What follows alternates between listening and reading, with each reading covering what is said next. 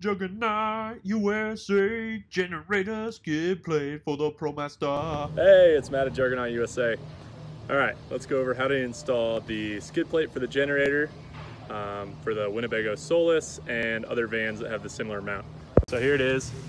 You've got your two clamp sides, you got your 4 bolts, grade 8, and then you got your skid plate. So you see how it has these mounts on the side.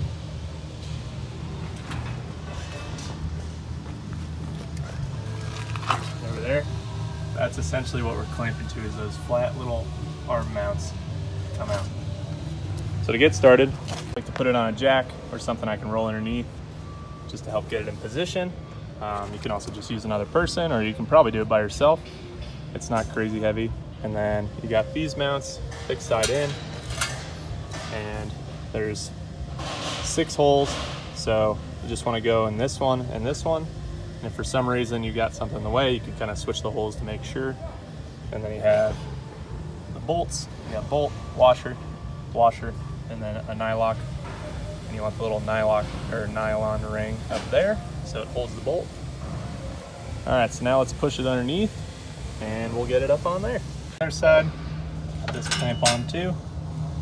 And if you can see up front, we have just some cables in the way.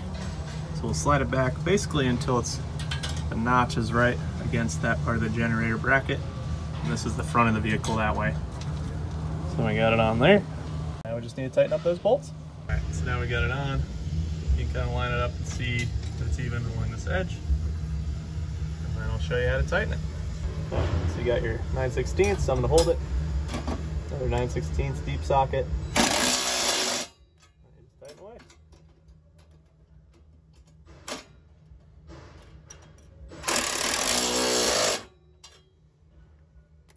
And then we're going to do the same thing on the other side.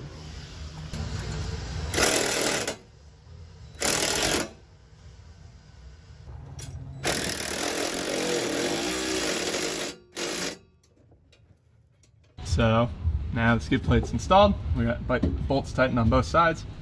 Just make sure the front that it's not, when your suspension compresses, it's not going to hit any wires. It's usually just the parking brake cables that are up there. And yeah, you can see don't really lose much more clearance, just 3/16 of an inch. And yeah, just good to go.